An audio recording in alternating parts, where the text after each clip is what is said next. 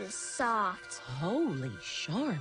Oh, excuse me. Roll it back, everybody. Sorry. Charmin Ultra Soft is so cushiony soft, you'll want more. But it's so absorbent, you can use less, so it's always worth it. Now, what did we learn about using less? You gotta roll it back, everybody. We all go. Why not enjoy the go with Charmin?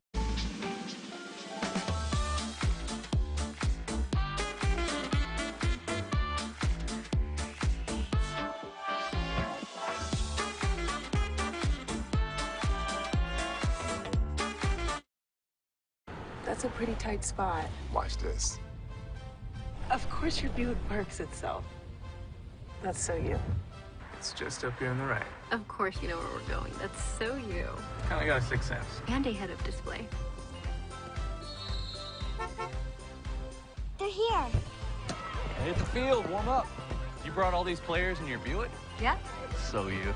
it is. There's a Buick that fits your life, because at the heart of every Buick SUV is you. Into these colleges, and we have to fund our kids in these colleges, and we have to make sure our kids have seats in these colleges. Now what about HBCUs? You mentioned. Absolutely. You got to fund them all, and you've got to make sure they're properly funded. You know, the real reason why I went after Comcast and Charter, it didn't have anything to do with my cable networks. It didn't. What happened was a gentleman wanted to do the Black College Sports Network in partnership with the HBCUs. And Comcast did not accept it. And that would have made a lot of money for these black colleges. Absolutely. And it would have educated the Black College Sports Network. This is what he wanted to do. That would have educated a lot of black kids.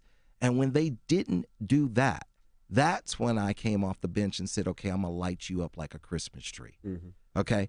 That was the real reason why I got into it, was when I saw what happened with the Black College Sports Network, which I don't own.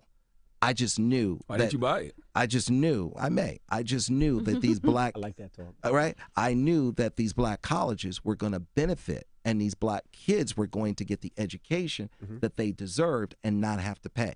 And that's for my people that don't get to see me. Trying to remind you who you are, just like in Romans 3. See, we about to blow across the world just like a day that's breezy. This motivation for the people and this classic Bible teaching say, hey, this for my people that don't get to see me. Trying to remind you who you are, just like in Romans 3. See, we about to blow across the world just like a day that's breezy. This motivation for the people and this classic Bible teaching, hey, hey, hey, hey, hey, hey, hey. Motivation. Nope. Nope. Come on, him? Ooh, I like him.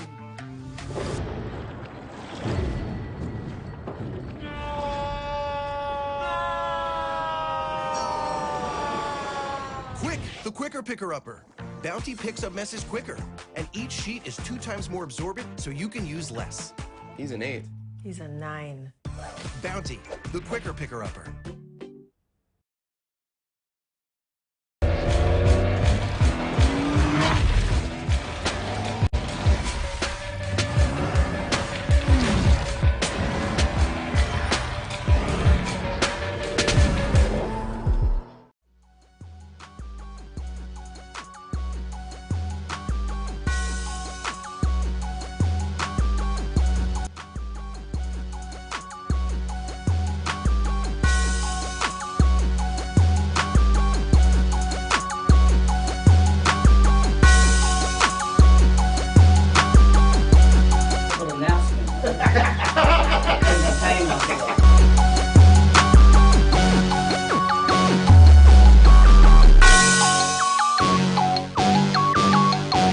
You see, Head & Shoulders has scalp shield technology, protects against flakes even between washes. It's never not working. Kind of like us. We're never not working. Number 15? That's my rub. Ooh, nice. Never not working. Never, ever, never, ever not working. Welcome, everybody, to Juneau, Alaska. I don't like this one. Me neither. Let's get out of here. Dandruff protection that's never not working. Head & Shoulders scalp shield technology.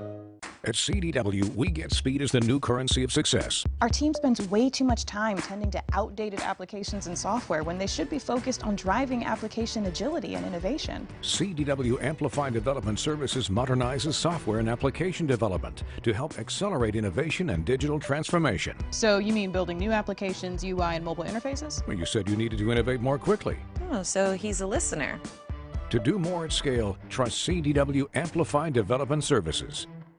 The top HBCU programs in the nation come to Montgomery, Alabama's Riverwalk Stadium this May 11th through 14th for the Black College World Series. The best Black college baseball teams in the NCAA Division II and the NAIA will battle for Black baseball's ultimate prize. Games will be streamed live at www.mybcsn.net. Tickets are available now online at www.blackcollegechampionships.com. If you think all pads are exactly the same, think again. This is Always Ultra Thins reinvented with the Always Triple Protection System. This pad wicks gushes 90% faster, absorbs even more so you can feel dry, and locks odors in. Rethink your pad for up to 100% leak-free and odor-free comfort with the totally reinvented Always Ultra Thins. This is always like never before. Are you ready? It's time. The inaugural Urban NerdCon is coming to Montgomery, Alabama, July 29th through the 31st. Blurs, nerds, and geeks from across the universe will converge on the capital city to see celebrity guests such as The Last Dragon, Timok, Megan Tandy, and voice actor Dave Fennoy. Hey, how you doing? I'm voice actor Dave Fennoy with a shout out to all my geeks, freaks, and urban nerds. Just want to let you know I'm going to be there and I want to meet you at the Urban NerdCon Gaming and Cosplay event. It's happening July 29th through the 31st in Montgomery, Alabama. Hope you want to meet me as much as I want to meet you. So join us by visiting theurbannerdcon.net for ticket and vendor information. This will be the premier blurred event in the universe. Theurbannerdcon.net. Our heroes, our villains, our stories, everyone's con. See you there.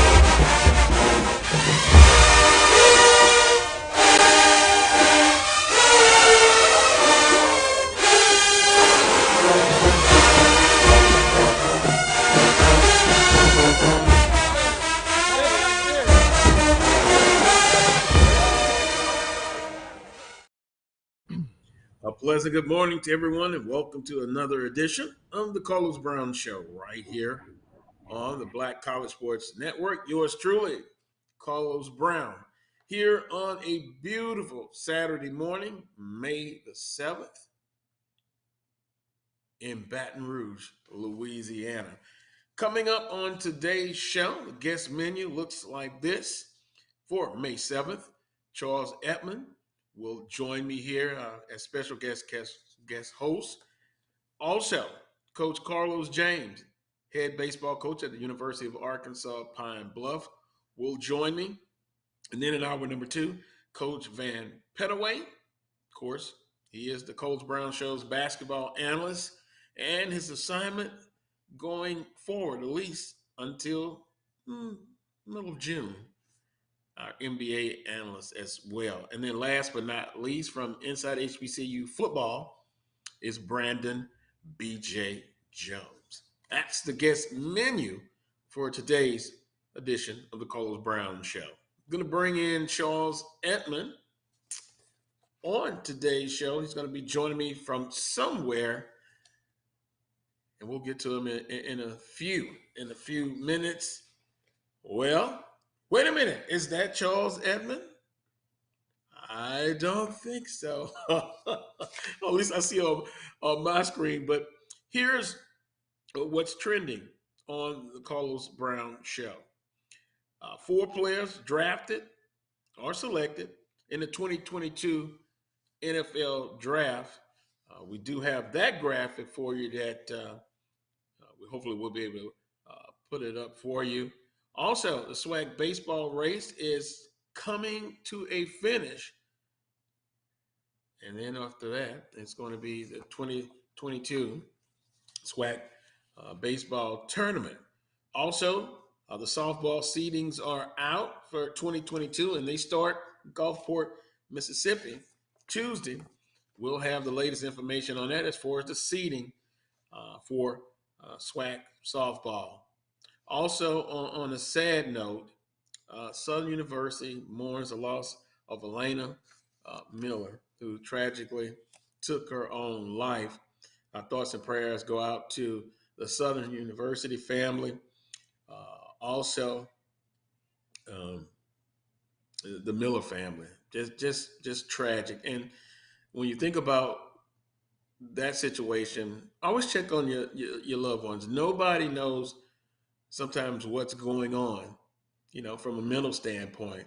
So just a tragic loss for the Southern University family. Also, Amisha Williams Holiday, cut by the Indiana Fever. And that's kind of, shocking. Of course, drafted in the 3rd round, really was looking for the opportunity for Mrs. Holiday to, have at least a nice career in the WNBA. Maybe still will have the opportunity. Maybe she'll catch on with another team. But she was cut by the Indiana Fever. Dina Freeman Patton named the director of athletics at Morgan State University. And I believe the first woman to lead the athletic department at Morgan State. So congratulations to Dina Freeman Patton. And then also tomorrow, Mother's Day. And if you want to, in the chat box, you can put in, if you would like, a memory of your mother. And yeah, you see the graph. Happy Mother's Day tomorrow to all moms, grannies, great grannies, stepmoms, foster moms, and those who lost their moms. Moms are priceless.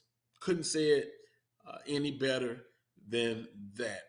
So what we'll do, well, there we go. Charles is back. Charles, I don't know if you disappeared, but where are you? Good morning. Good morning. I am in Houston once again, this time for Texas Southern and Longhorn baseball. So we got games 2 and 3 coming up today at 2 o'clock and tomorrow at 1 o'clock on Mother's Day. So we'll be spending Mother's Day here. And I just saw the little, what you posted up about moms. And unfortunately, I lost my mother January 23rd of this year. So it's obviously a heavy heart. Her birthday was April 19th. So that was just last month. So obviously a tough time, as we celebrate Mother's Day tomorrow. Yeah. Well, Charles, I know how you feel. It's been 2009 for my mother. And I was by her side when she journeyed from this life. So that's why thinking about it, and they are who they are. And not just, from a biological sense, there are mothers who are non-biological, aunts, granny, foster moms. And that's why I thought the graphic was point on and spot on, because, hey, it's always a tough time And I think about those who have lost their moms, and to celebrate the day tomorrow. But you do have your memories that you can continuously think about, and there's some fun memories. So happy Mother's Day to everyone out there. What I would like to do, Charles, we'll get back into what's trending. I'm going to take a quick time out. And when I come back, we'll get your thoughts on some of the topics that are trending on the Carlos Brown show. One being, and you think about this during the break, 4 players drafted in 2022. I'll get your thoughts on that, and I'll give my thoughts on it. And then softball seeding. And when I come back, hopefully we'll be joined by Coach Carlos James to kind of get a perspective on the SWAC baseball race that's coming very close to a finish. So those are a couple of topics we'll throw out. You're watching the Carlos Brown Show on the Black College Sports Network. We'll return after this short timeout. This is Brian Fulford. AD Drew and I are co-hosts of the BCSN Sports Wrap. We talk about all things related to HBCU athletics. From the games, teams, coaches, and fan interest stories, we cover it all. You can find our shows on Facebook at BCSN Sports Wrap, YouTube at MyJBN Online, and everywhere you listen to podcasts like Anchor, Spotify, Google, and Apple Podcasts. You can also find the show on the Jericho Broadcast Network's app. Make sure to download. We look forward to you joining the conversation and being a part of the show.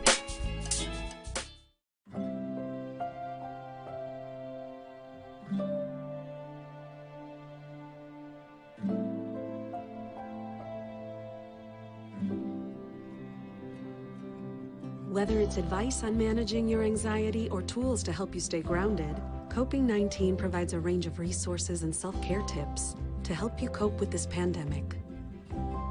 We can help. Find the resources that work best for you at coping-19.org.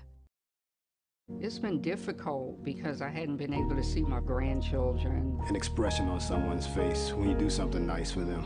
I miss all my friends in school. Visit GetVaccineAnswers.org so you can make an informed decision about COVID-19 vaccine. We're all about feeding your family with meat and plant-based protein that's good for the planet, good for you, and just plain good. That's all the protein you need, all on your plate. One bite of 100% Angus beef ballpark frank, and you'll say,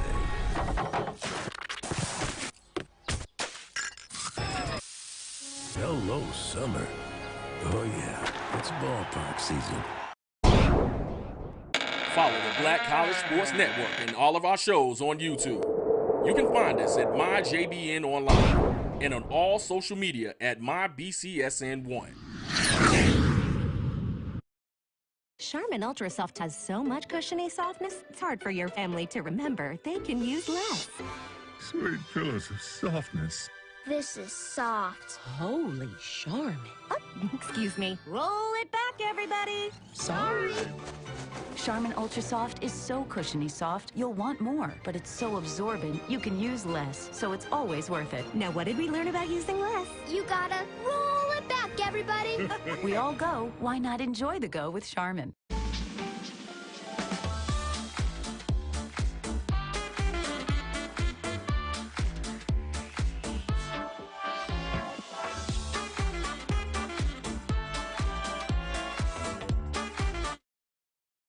That's a pretty tight spot. Watch this.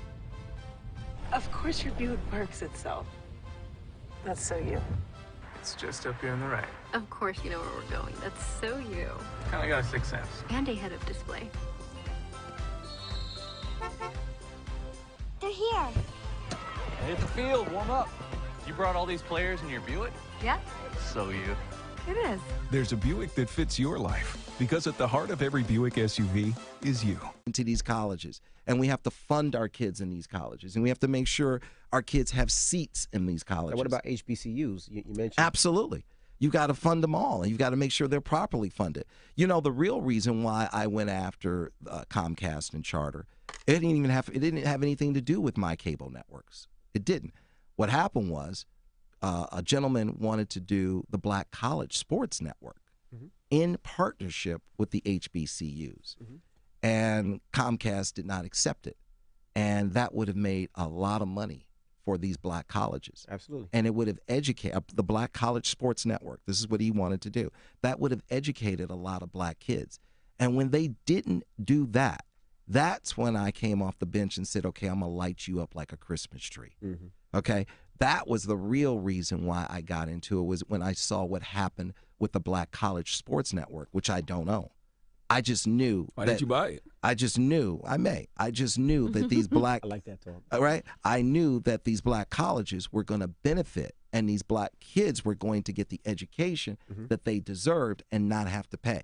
And that's for my people that don't get to see me. Trying to remind you who you are, just like in Romans 3. See, we about to blow across the world just like a day that's breezy. This motivation for the people and this classic Bible teaching say, make this for my people that don't get to see me. Trying to remind you who you are, just like in Romans 3. See, we about to blow across the world just like a day that's breezy. This motivation for the people and this classic Bible teaching. Hey, hey, hey, hey, hey, hey, hey. Motivation.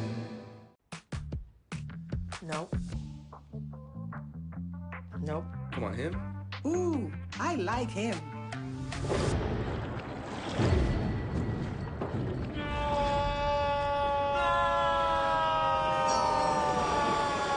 Quick, the quicker picker-upper. Bounty picks up messes quicker, and each sheet is 2 times more absorbent, so you can use less. He's an 8. He's a 9. Bounty, the quicker picker-upper.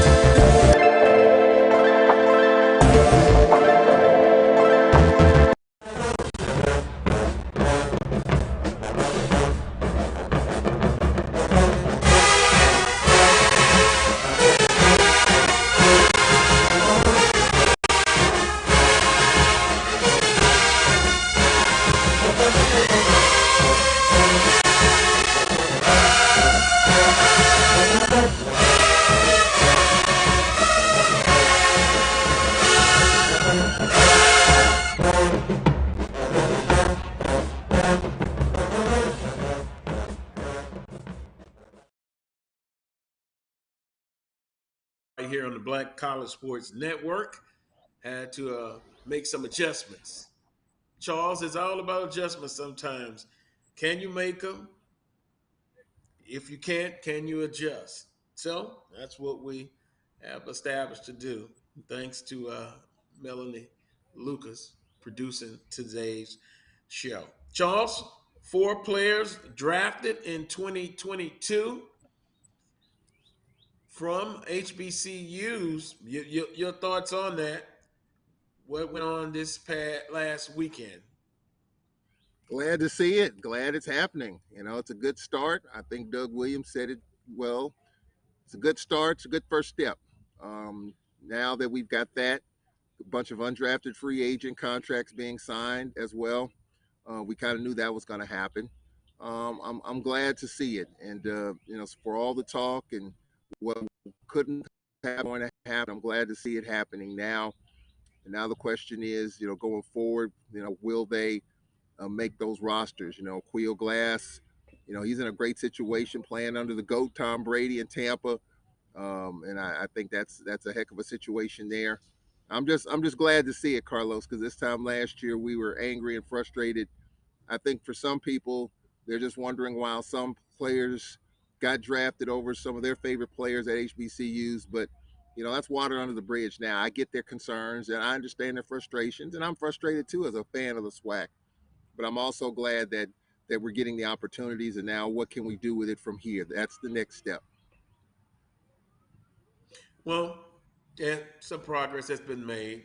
Maybe I'm kind of greedy, but I'm a little disappointed. I thought it would be a few more, but progress has been made. Got to continue to make progress in that area. So 4 players drafted in the NFL draft from HBCUs. We're going to go into it a little bit later, and I have a graph to put up to show you as far as the players that have been drafted, and of course, as you stated, unrestricted free agents. You have a lot of those signings as well. Swag baseball race coming to a finish, and we'll say good morning to Coach Carlos James, head baseball coach at the University of Arkansas Pine Bluff. Coach, good morning to you. Looking well. How you feeling? I'm feeling okay. Actually, I'm sitting here doing my acute dialysis now. Actually, Okay. I decided to just get on. It's something that I didn't want to hide. And I'm making my way back slowly but surely. But I was excited to be on the show. To be able to, let everybody know that hey, I'm gonna be all right. I'm getting back. Yes, sir. And I knew you were, as I classified it, under the weather. I left it at that, and I reached out to you, and hey, a friend of the show had y'all many times, but a friend as well. So we'll continue to think about you and your health, and I personally know about health issues. I've had to Yeah. battle some health issues. So you look well, and glad to have you on the show, Coach. Well, I'm just glad to be here, man. It's glad, like the old folks say, it's glad to be in the land of the living. And just want to make everybody aware that COVID is real. And Yes, it can sir. affect you in different ways. So just make sure you protect yourself. Message well stated and taken. Um, this swag baseball race is coming to a finish, of course. Yesterday, UAPB at Southern University, and Southern wins 13-4. But hey, there are some fans that, as far as even with Southern University, consistently inconsistent. But and you and Charles Edmond, you know a lot about baseball, of course. What are your thoughts about this baseball season that is coming to an end in the regular season? Any surprises? No surprises, but just your thoughts and perspective on this baseball season and the SWAC as it comes get ready to come to a close. Well, from my end, I don't really see I didn't really see no surprises. Only in the East, I looked at Bethune kind of jumped out there early, but the traditional power of Alabama State, they kind of came back and they got, right now they're in first place on that side. Valley, what coach has done with Valley has made them more competitive on that side, which is good to see. Um, the other thing is on our side is Prairie View. I think Coach Riggins has done a really good job over the last few years of building a really good program, and it shows. With them being in first place, they dropped one yesterday to Grambling, but you know, they got a solid ball club. And just, going back to what you and I and Charles has always talked about, people putting money into the programs. If you look at the standings, and I can say this with confidence, the standings reflect the amount of attention that has been paid to baseball in that sport at those schools. Interesting. Charles, your thoughts on the SWAC baseball race? I look at the West and I look at Prairie View. I mean, just a few years ago, people were wondering about Coach Riggins, whether he would make it or not, because he had some brutal years there at Prairie View. But for him to do what he's doing right now, 2-game lead with 2 to play, they let one slip yesterday, a home run in the 9th inning. Grambling wins 3-2. I mean, for Prairie View to come out of the ashes like they have has been really impressive. It just shows you, like Coach James said, if you put resources into it and you don't push the panic button, I mean, I think for Coach Regan's the job that he's done here lately, the last few years, has been outstanding. Grambling with their first year coach Davin Pierre. I talked with him a little bit the other day when I was over there for softball.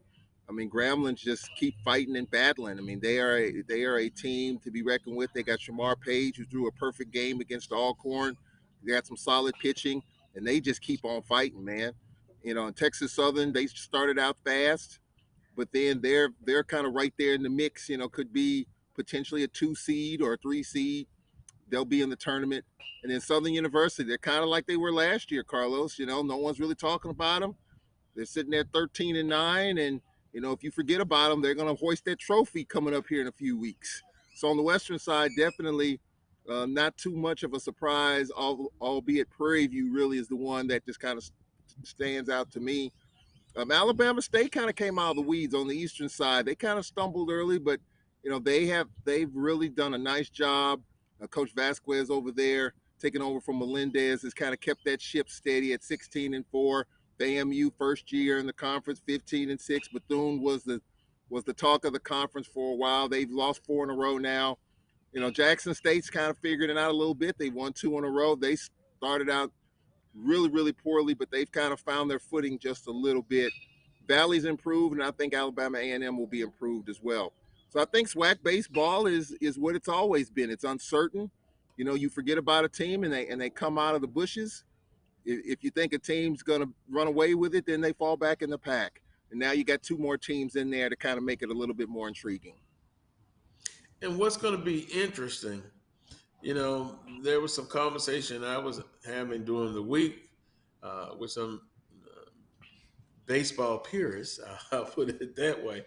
And, you know, regular season versus, you know, the tournament. Perfect example. Southern, as about where they have been, you know, in the middle of the pack in the Western Division, but they seem to turn it on during tournament time. So they have to make the tournament. But is that something that, coach, that you want to play well going into the tournament, or is it one time, you know, hey, it's like you turn on the switch and you can switch it on and off? But is that playing Russian roulette sometimes? You know, banking on you've done well the last 2 times in tournament action. Well, for me, you got to understand with Southern, they got a veteran group of guys, and then they got that most of the group has returned this year as well. With COVID, you know, you're sitting there with some guys that probably should have been out of school 2 years ago, and it's almost like, you know, those teams when you had the Lakers and the Warriors and back in the day where, you know, those veteran ball clubs, they are kind of cruise during the season because it's all about the playoffs to them, you know, and you can't discount that playoff experience that Southern has. You know, if you want to look at what Southern's doing, you can look right back probably in, I think it was like 14, 15, 16 with Texas Southern with their teams. They never won the regular season championship, but they got in the tournament and they got hot. But it was because of their experience, you know, and experience, as you guys know, in the tournament situation is huge when you playing and it's do or die, you know. So I think that's what gives Southern the heads up, you know, going into the tournament and makes them so dangerous is because they got a lot of veteran guys that understand how to play in a tournament setting. And then, Charles, if you flip it, perfect example last year. You felt bad in a way for Jackson State. Yes, I did say that. Feel bad about Jackson State. I mean, they had a perfect regular season. And then in the tournament, boom. And all the conversation was, oh, God, they should have got an at-large bid. So now, full circle, guys, that comes back. Coach James, we've talked about this before. Your scheduling, the non-conference games, the conference, what it needs to do, investment resources into having a chance to have that opportunity that one day maybe an at-large bid. And then there's still going to be a debate about regular season versus tournament. But as much as I like to talk about regular season, Charles, you know that right now in the moment, it's all about the tournament. But the regular season is important because of seeding. Coach James, what do you think about what I just said in that 1 minute?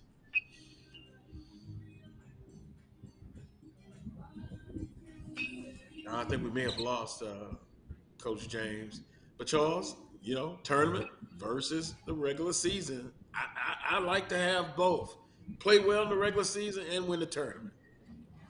Yeah, I mean, I think in a great world for the SWAC, if you can get the automatic of which we're going to have, as well as an at large, I think that'll take some of the steam out of that conversation a little bit, because you're going to probably get 2 teams in. But right now, it's just a 1-bid league. I mean, let's just be honest about it. And it's not going to change anytime soon, if we're just going to be brutally honest, until we start doing well in these midweek games. And that's in baseball, it's a little bit different. You're playing these teams in midweek, Tuesday, Wednesday series. UAPB no-hit Memphis with 4 pitchers. Yeah. I know Coach Jackson will probably come back on the line and talk about that. That's huge. Southern has played LSU. Grambling has played LSU. We played Ole Miss. We played Mississippi State in the past. You got to win those games. And I say gotta, must. Yes, you must. If you want to talk about avoiding the 4 seed and having to play at an LSU or an Ole Miss or Mississippi State, it would be great to be a 3 seed in the Texas Regional and you're playing McNeese. I mean, that would be great, but that's not realistic either right now in terms of where we are. So what's important, I think, for what the SWAC is looking for is just trying to play the best baseball you can play going into the NCAA regionals, whichever team's going to come out of it. I do think it's going to be a flip of a coin. It could be a Grambling. It could be a Southern trying to repeat. It could be a Texas Southern getting hot on the back end. It could be a...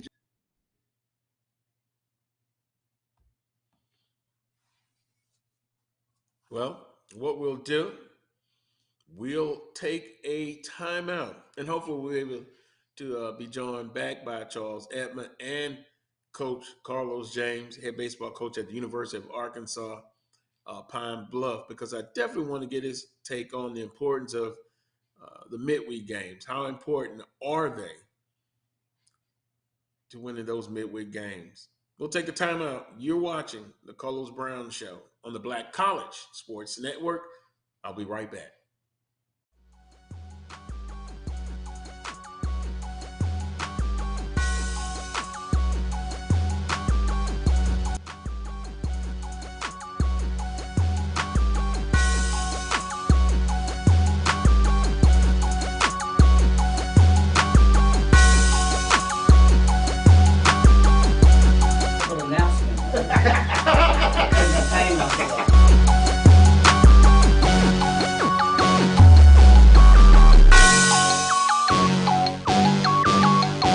You see, Head & Shoulders has scalp shield technology, protects against flakes, even between washes. It's never not working. Kind of like us. We're never not working. Number 15? That's my rub. Ooh, nice. Never not working. Never, ever, never, ever not working.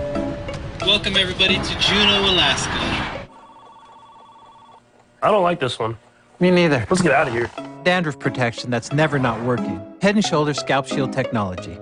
At CDW, we get speed as the new currency of success. Our team spends way too much time tending to outdated applications and software when they should be focused on driving application agility and innovation. CDW Amplify Development Services modernizes software and application development to help accelerate innovation and digital transformation. So you mean building new applications, UI, and mobile interfaces? Well, you said you needed to innovate more quickly.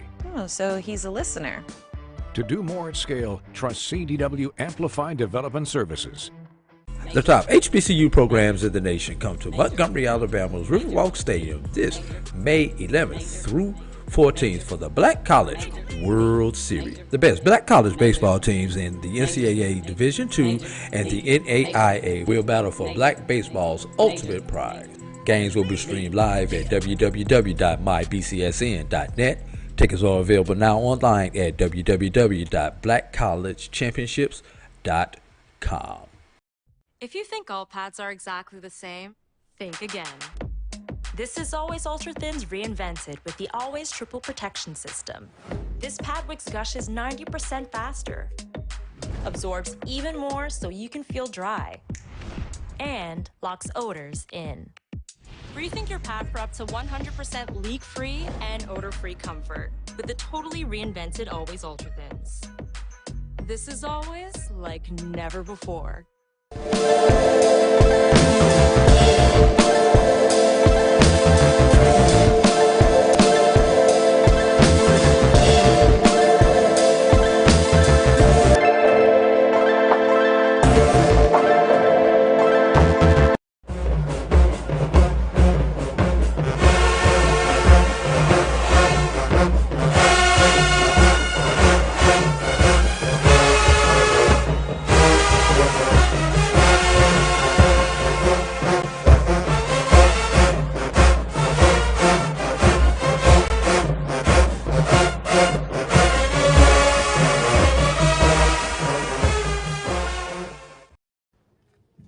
Welcome back to this week's edition of the Carlos Brown Show right here on the Black College Sports Network. I'm Carlos Brown, Charles Edmond, Coach Carlos James. He's actually first name more famous than mine.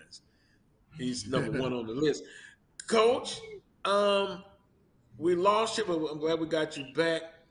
Talk about the importance of the midweek games because there's been some discussions. Some teams haven't done well, but your team, a big shutout of Memphis. But how important is those midweek games?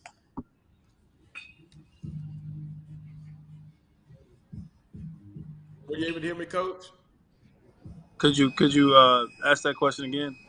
How important are the midweek games? And you guys had a big win over Memphis in the midweek, but there's conversation about as far as getting the at-large bid and doing well in the non-conference games. But talk about how important those midweek games are.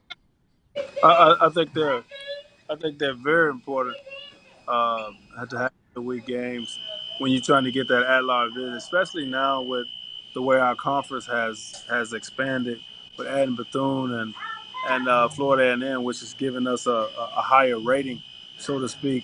But again, like you and I, we always talk about, and Charles, it comes down to finances. You got to continue to put the money that you need to be able to have the pitching staffs, be able to compete in the non-conference section of your schedule. I think the one good thing we did with adding the schools is in ensuring a lot of our teams a chance to finish above 500, which helps.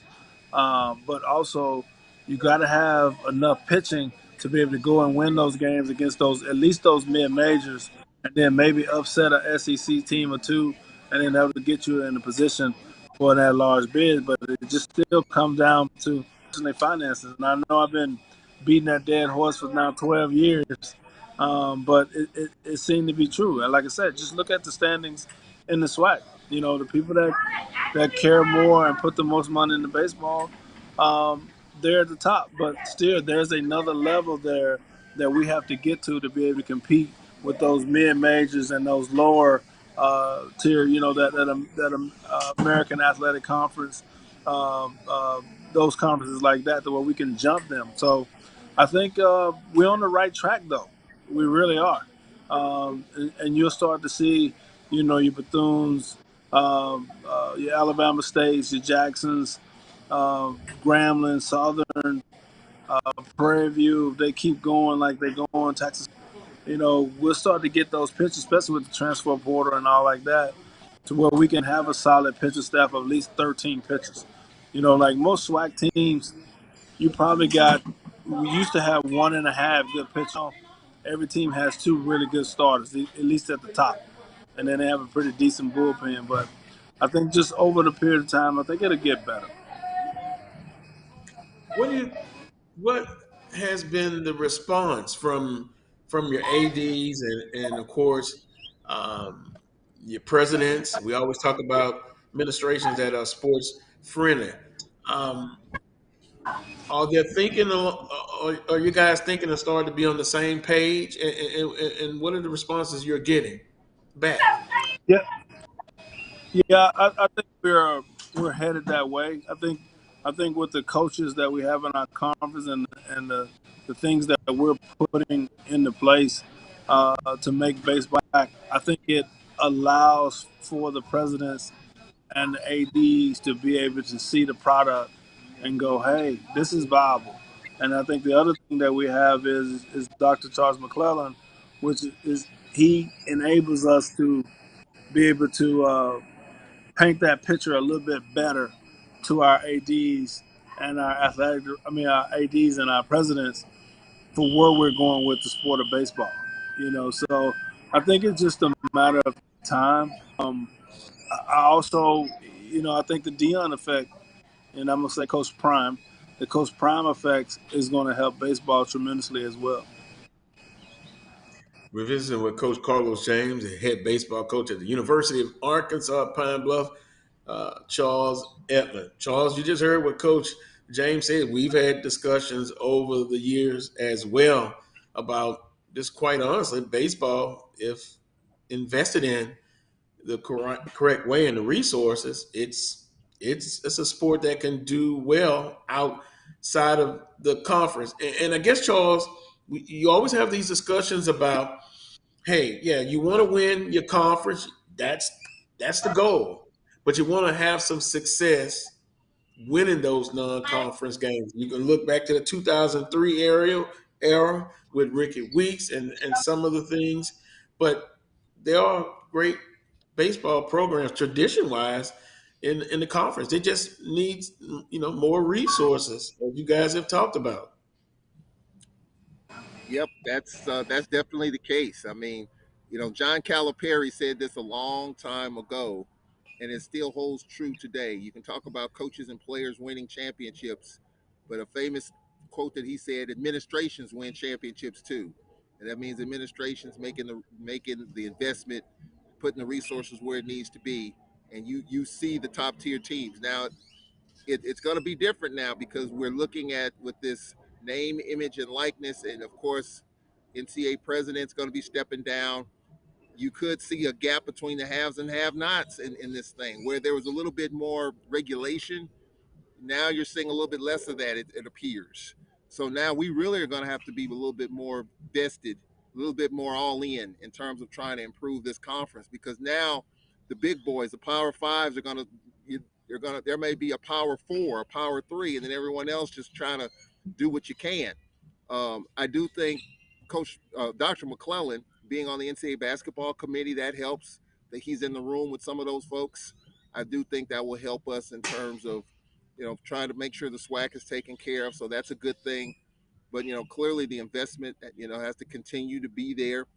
We have a first-year baseball coach that's that understands what it takes to get players and upgrade facilities. We're trying to do that, and Coach James even brought it up in a Facebook post talking about the struggles that we've had, in terms of trying to get things where we need to be with the baseball program. And a lot of people don't understand what we're going through right now, and I think people are now. But I think all schools need to continue to do it. I also think we have to understand that we're all a member of a conference, and instead of being 12 private schools, we got to think we're all in this together. It's the SWAC that gets the bid. If we were in 12 independents, we would never go to an NCAA tournament. I mean, that's just the when I say never, I mean almost never. I mean, if we were independent, but because we have the SWAC behind us, we do get that automatic bid. I'm greedy. I want to see the at large too, but I do think we're a ways away from that. We got to, we got to win some of those midweek games. We got to understand how important those are. But I think a lot of coaches are saying, you know what? Yeah, I understand the midweeks and we'll get a check from it, but I got to focus on Prairie View. I got to focus on Grambling. I got to focus on Alcorn, and I got to save a little bit in the tank for that big weekend series. And that's kind of the tough push and pull that a lot of our coaches are having to deal with. So I do think that we're getting there slowly, but I think there's going to be a little bit more pressure to do it a little quicker, because the Power Five are separating themselves from the mid-tier teams, and with this deregulation that we're seeing right now, it's going to make it tougher. So we got to figure out a way to at least stay in the general conversation. Well, guys, I want to bring this up. You say deregulation, right? And I think that has been the problem. Now, NCAA, if you've seen some of the articles coming out, now that the cat is out of the bag, the genie is out of the bottle, now they're trying to regulate it. And they're going to do it. And with the NIL, I I look at the discussions going on even on social media, and it's getting brutal. I will go back to what I've always said, and I'm gonna be consistent. Before you want to be on the cutting edge and be first to do something, be right first. And I'm talking specifically about the NIL because I'm telling you, some of the conversations I'm having, because this institution in the SWAC is not doing something on the cutting edge and be the first to do it, they feel like they're out of it. And now it's the sky is falling syndrome. Or what does Coach Nick Saban say? It's now it's a it's a I can't even think of the word now. But you cannot. You always have to do the right thing. And so that's interesting. That just kind of went off on me when you said about the NIL. Be right. Be right, whatever you do. Coach, but the NIL, transfer portal. We talked about it. It to me, it some good could come out of it, but also some bad. We've seen some institutions lose players in multiple sports. But it's all chasing, I guess, the dream. And don't get me wrong, guys. Student athletes have made a lot of money for a lot of universities, and they want to be paid. I understand that, but again, let's just do the right thing. Coach, am I way off base, or I need to get off my soapbox? Be honest with me. Do I need to just get off my soapbox about that? Well, I think you're on to something to a point. You know, just being very honest with you, you know what it's really about. Mm-hmm. You know, the PWIs see that the image and likeness is going to level the playing field, And they and don't want that. nobody wants the playing field to be level to where a kid can go where he wants. If it was just the PWIs getting the NILs and they're keeping our kids hostage, then they would be okay. Now with the Travis Hunter deal, he's able to go to Jackson and still get the benefits of being at a Florida State or Miami. Then now it's a problem. Let's just address the elephant in the room. That's just what it is. And big business and the bigger schools don't want to see. They don't want to lose that grip on our athletes. But guess what? I don't think that the courts are going to rule in their favor on this at all. I think it's just going to be one of those things to where they're going to have to deal with it, and they're going to have to learn how to accept us as being equal at some point. Charles, it'll be interesting that if you get more African American athletes back in the HBCU institutions, it would be. You love to see it. What do you think? I mean, I'm all for it. I'm pro SWAC. I mean, people who know me, I'm all about trying to see the conference be in the best light possible. I'm a product of a SWAC institution. I graduated from a SWAC institution. I'm all about seeing the SWAC being in the best light that it could be in. And so with this name, image, and likeness, it's helping a little in terms of getting these deals, but it's also hurting too. I talked with our former defensive coordinator, Cedric Thornton, at Grambling the other day, just talking with him about being at Grambling. And of course, he was at Alcorn, and he was talking about recruiting in the transfer portal. And he was talking with a kid. He said, "Coach, I'm trying to get paid." And so, the conversation abruptly ended right then and there.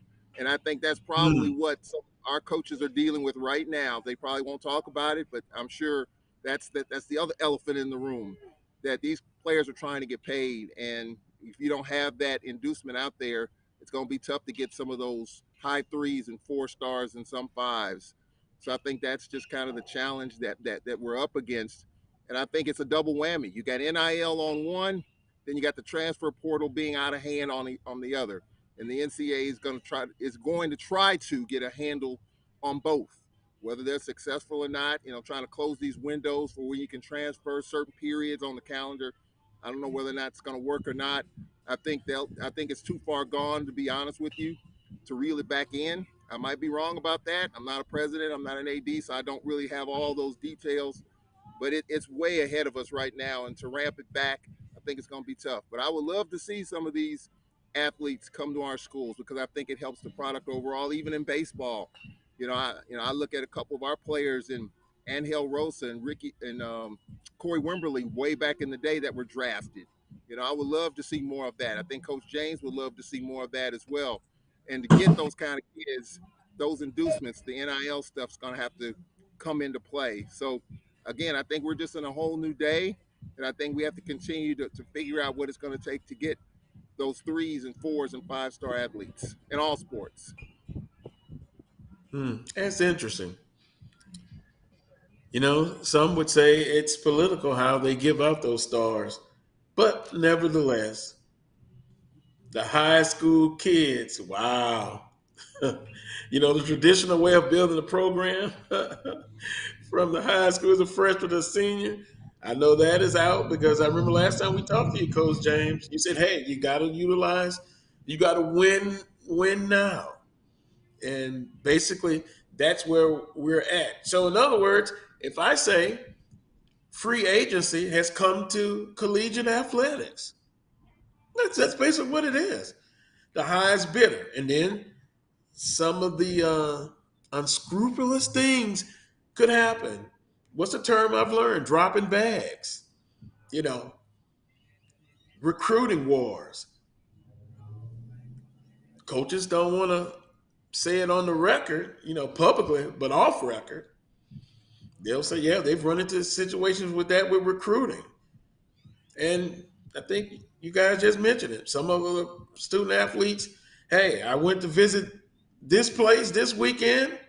I'm going to visit this university in the conference. And this university offered, if you get my drift, some goodies. Can you match it? I wish you the best. Goodbye. Because again, do the right thing. Because you know what? When they come, they're coming for the smaller schools, the FCS schools and HBCUs. And they just kind of overlook the Power 5 schools as far as things that are not right that's going on behind the scenes. So that is what I fear. So I understand we're in a different time now, but please do the right thing. I don't want to read about our institutions, doing something bad for the sake of getting that competitive advantage. Give me that old time sports. And it's gone, Coach James. I understand. So, well, I would like to ask Coach James in terms of the baseball side of it. I mean, we read and hear about the football side of things with the NIL and all of that stuff, the transfer portal. But has that trickled down in the SWAC baseball, Coach James? You're right there in the middle of it. Has that? Are you hearing or seeing that in terms of, how it's impacting SWAC baseball programs? Even the transfer portal. I mean, I know our coach Landon Bussey has admitted that he's holding back scholarships because he wants to see what's in the portal and get some of those kids and get them a scholarship. Other coaches have admitted that as well on even the bigger levels, and I'm sure some of our SWAC coaches probably, if they were honest, would admit that. How has that impacted as far as baseball is concerned, NIL and all of that, in terms of you trying to build your program? I don't think it's hit us yet. I do have about 10 guys that do have NIL deals, but it's just not widely known right now. I don't know how much of effect it's going to have on recruiting or bringing other guys in with them having NIL deals because of the significant amounts. I think my kids mostly get the products that they endorse and things like that. I don't think there's a lot of money involved right now in SWAC sports. But guess what? It's you can best believe that somebody's going to figure it out and go, in order how can I get an edge?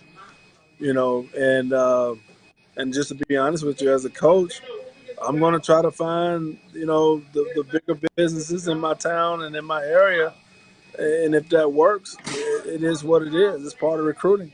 You know, you got to kind of be able to go with the flow, so to speak.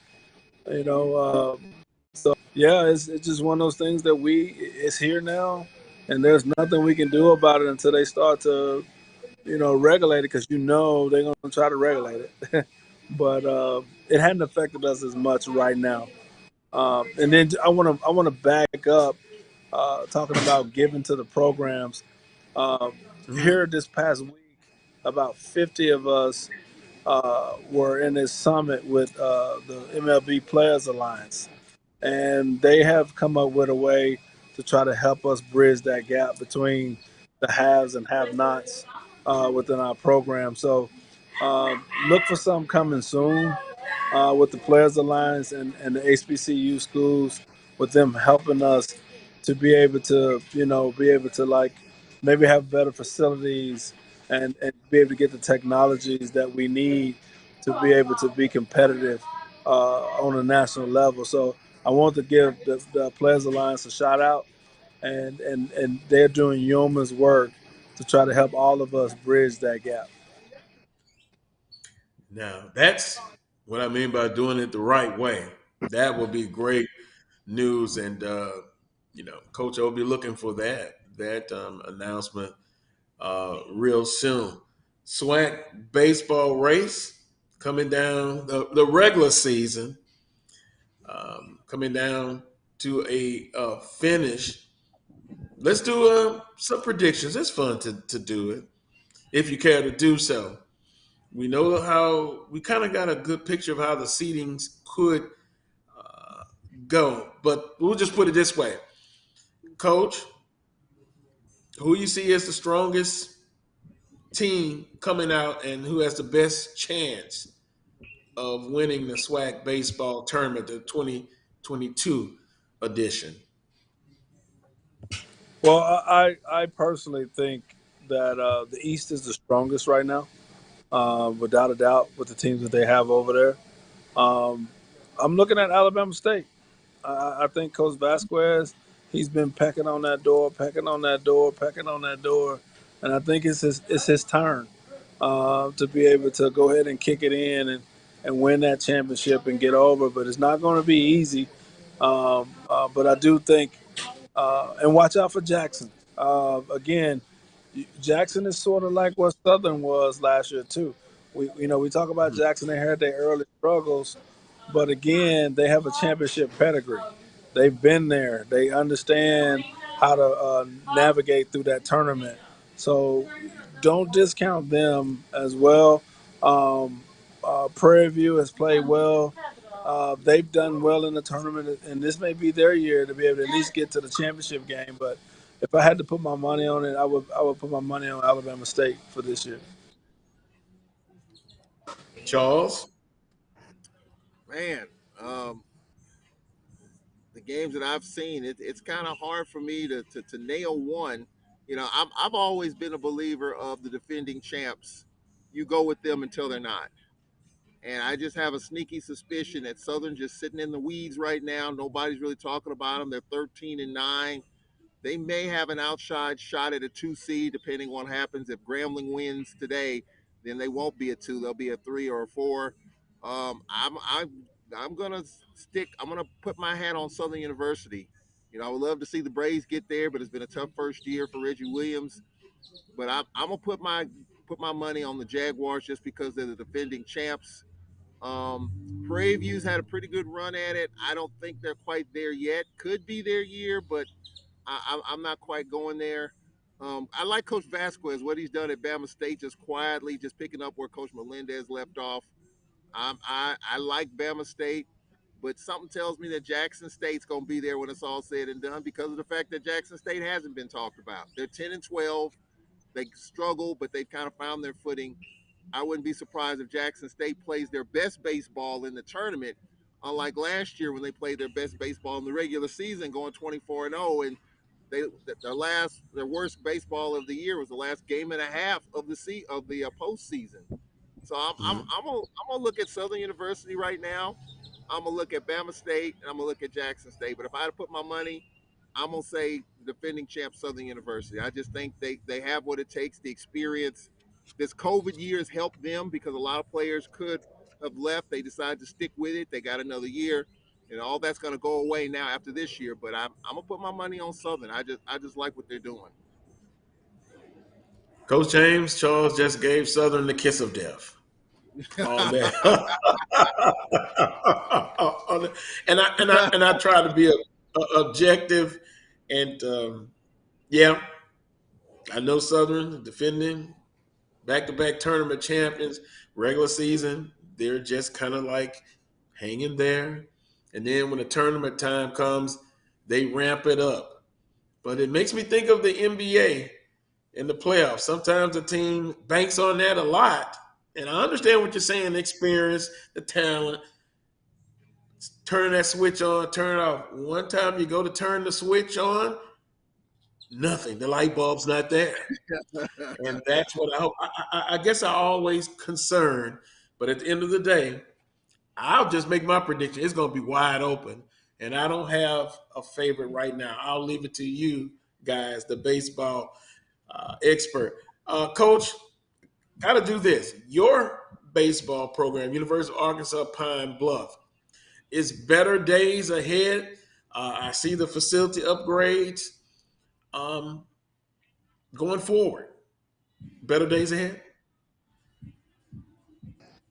I think so. One thing I always believe in God, and I think with me being out, it has opened some eyes about some things that we actually need.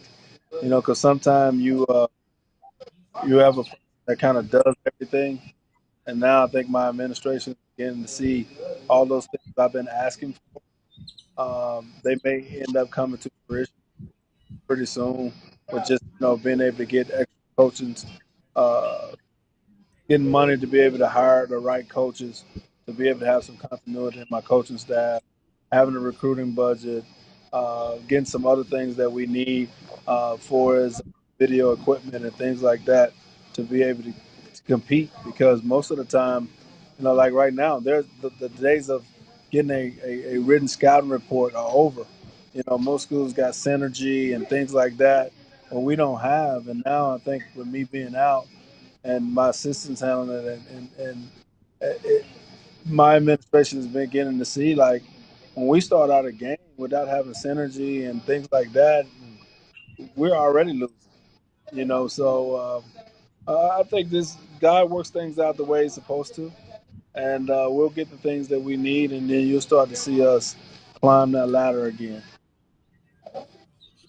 Well, Coach, we appreciate the time. Continued health. I'll continue to check on you. And hey, man, stay in there and keep continuing to fight the fight. But you're looking good, and you're on the way to recovery. That's the main thing. Coach, you want to do a shout out to your mother? Is she still living for Happy Mother's Day tomorrow? Yeah, actually, my Okay. mother's been great. Helping me with the recovery and things like that. So, you guys know just like I do, there's nothing like a mother's love. That's your first love. You so shout out to my mom, and then all the other mothers in the SWAC. They give so much. Like this weekend, instead of maybe going to dinner, a lot of them gonna be at the ballpark. Most of the day. So shout out to all the women and the mothers out there. Yeah. Well said, Coach. Well, we appreciate the time on the Saturday. We'll talk again real soon, and take care, Coach. Take care. Really enjoyed it. All right, that was Coach Carlos James. Charles, he looks well. Recovering, trying to battle back, and hey, it was good to talk with him. You know, some of the conversations we still are having as far as investment, resources, recruiting budgets, got even the notion of NIL. And I want to say good afternoon to everybody who's watching. Henry Thurman, Theo Quest, Chuck Hunt, Charles Bishop was watching. Varick Williams, thanks, Varick. I couldn't remember catastrophe syndrome. That's what I was trying to say about that. And the sky is falling. Also, Edmond, Dwight Moore, and he sent a nice text in the chat room, and I'm gonna read that one when you come back. And of course, it's kind of pertaining to the NIL. And once again, Charles, I do understand it's here to stay. But again, if you've been listening to me, I'm just still saying that let's just be careful. You know, do the right thing. And I'll just leave it at that. Do the right thing. And, you know, I get people contacting me and talking to me about, you know, and I'll just use Southern, for example. They're falling behind. They're not getting the 4 stars. They're not getting the 5 stars. You still have to be coached up. And I've had Coach Valdez on. You've been on. When we talked about, you know, the stars and the 4 and the 5 stars. A lot of that's political. It's how many camps you go to. And I've used this saying before. In the NFL, the majority of the players there are 3 stars. They're not 4 or 5 stars. And so the sky is not falling if you're not getting 4 and 5 stars. And I understand Jackson State, Grambling, they're getting NIL deals. Although I haven't heard anything lately about them. So you still have to be coached up when you get there. And I understand the concept, you can't fall behind. But it's a good way to do things to move forward. And then there's a side that I'm seeing, and I'll just leave it at that, that it just makes me wonder, to win at all costs, be very careful. Charles, if you want to respond to that, you can. Then we'll go to a timeout, and we'll get ready for the next guest, Coach Pettaway. Well, first, with Coach James leaving, I got a chance to see Coach James in person a few weeks ago when I was in Pine Bluff. So he is on the rebound. It's good to see him, and he's definitely has the pulse of that program for sure. And I do think UAPB will be on the rise. I think right now, as far as the SWAC is concerned, you know, other than maybe Jackson State, I think a lot of programs, I'm not saying they're staying away from the NIL, but it's not as prevalent. You know, I know at Alcorn you had Felix Harper had 2 or 3 deals going. You had a couple other players, but that's been about it. I mean, you haven't really heard a whole heck of a lot, you know, especially in this last cycle, within this last year or so. You're hearing about it a whole lot now, but you're hearing it at the Power 5 and the bigger levels, the $1 million deals that are being taken place. I do think the NCAA is going to get a handle on it, and I agree with you. You know, you want to do this thing right, and there's never a wrong time to do something right. So I think right now our schools are kind of taking a step back on it and making sure their compliance office, their head coach, and the university and that player and his representatives are all on the same page to make sure this thing doesn't blow up. I think it already has, and I think the NCAA is trying to put the genie back in the bottle, and we'll see how that happens, if it happens. Yeah, good luck to that. Jamar Scott, Chad Cooper, good afternoon. Greg Johnson, good afternoon. Michael Cavalier, good afternoon. We're going to take a timeout. I'm sure Coach Pettaway is waiting in the wings. He's going to talk some NBA, and we'll throw in some other basketball notes. I was going to switch hats, put on my Miami Heat hat, but they lost last night. But that's all right. They are still in control. They're still in control, Charles. Wipe that grin off your face. Philadelphia, hey, they bounced back. But we'll get Coach Pettaway's thoughts on the NBA playoffs and yours. You're watching the Carlos Brown Show on the Black College Sports Network. We'll be right back. This is Ryan Fulford. AD Drew and I are co-hosts of the BCSN Sports Wrap. We talk about all things related to HBCU athletics. From the games, teams, coaches, and fan interest stories, we cover it all. You can find our shows on Facebook at BCSN Sports Wrap, YouTube at MyJBN Online, and everywhere you listen to podcasts like Anchor, Spotify, Google, and Apple Podcasts. You can also find the show on the Jericho Broadcast Network's app. Make sure to download. We look forward to you joining the conversation and being a part of the show.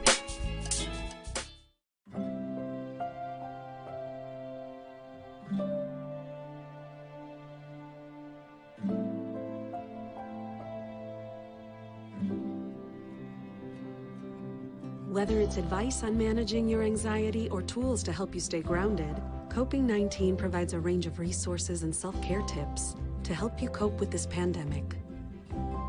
We can help. Find the resources that work best for you at coping-19.org. It's been difficult because I hadn't been able to see my grandchildren. An expression on someone's face when you do something nice for them. I miss all my friends in school. Visit GetVaccineAnswers.org so you can make an informed decision about COVID-19 vaccine. We're all about feeding your family with meat and plant-based protein that's good for the planet, good for you, and just plain good. That's all the protein you need, all on your plate. One bite of 100% Angus beef ballpark frank, and you'll say,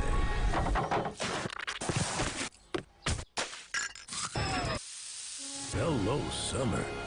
Oh yeah, it's ballpark season. Follow the Black College Sports Network and all of our shows on YouTube. You can find us at MyJBN Online and on all social media at MyBCSN1. Charmin Ultra Soft has so much cushiony softness, it's hard for your family to remember they can use less. Sweet pillows of softness. This is soft. Holy Charmin. Oh, excuse me. Roll it back, everybody. Sorry. Charmin Ultra Soft is so cushiony soft, you'll want more, but it's so absorbent, you can use less, so it's always worth it. Now, what did we learn about using less? You gotta roll it back, everybody. We all go. Why not enjoy the go with Charmin?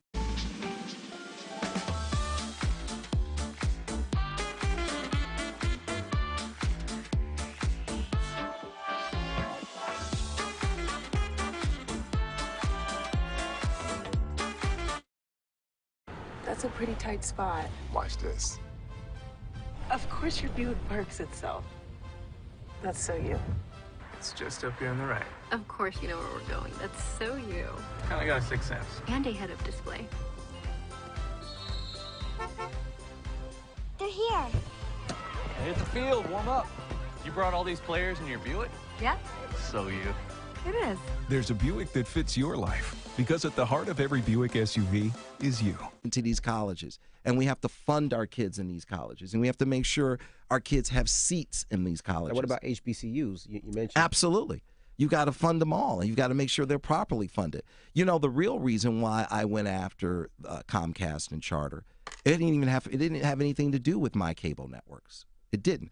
What happened was a gentleman wanted to do the Black College Sports Network in partnership with the HBCUs. And Comcast did not accept it.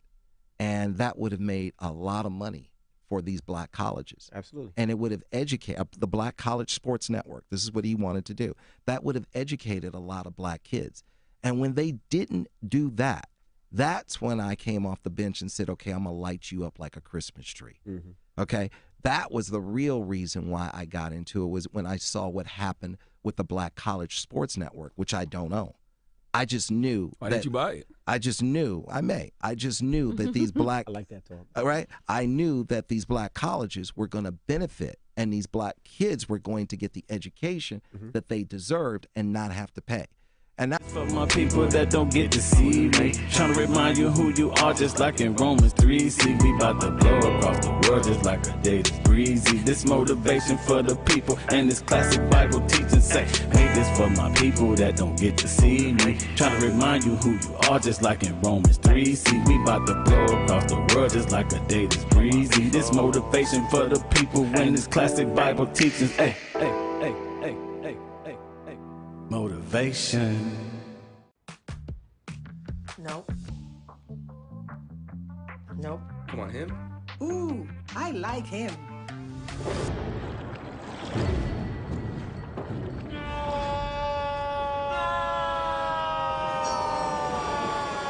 Quick, the quicker picker-upper. Bounty picks up messes quicker, and each sheet is 2 times more absorbent, so you can use less. He's an 8. He's a 9. Bounty, the quicker picker-upper.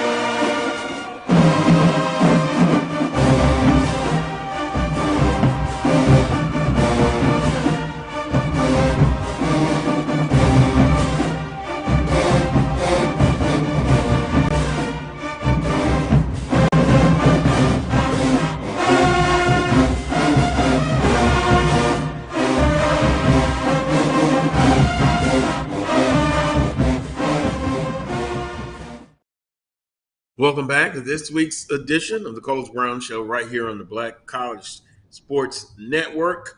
The BCSN Pod Zone is available everywhere you listen and download podcasts. Apple Podcasts, Google Podcasts, Spotify, iHeartRadio, and more. The BCSN Pod Zone available everywhere where you listen and download podcasts.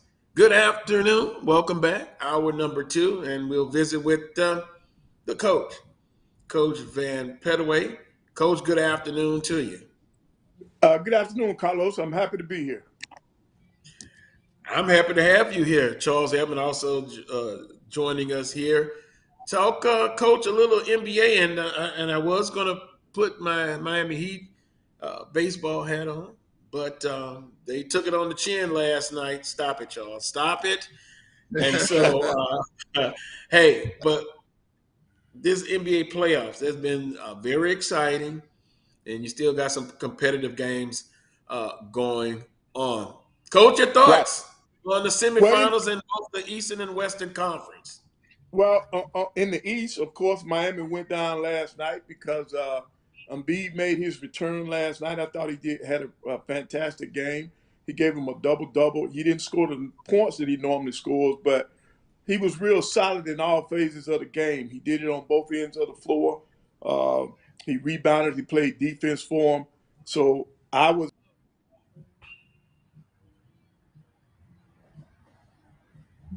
Well, we'll get Coach Pettaway back. A little pause there. But, Charles, he was talking about the NBA playoffs. And, Embiid back for the 76ers.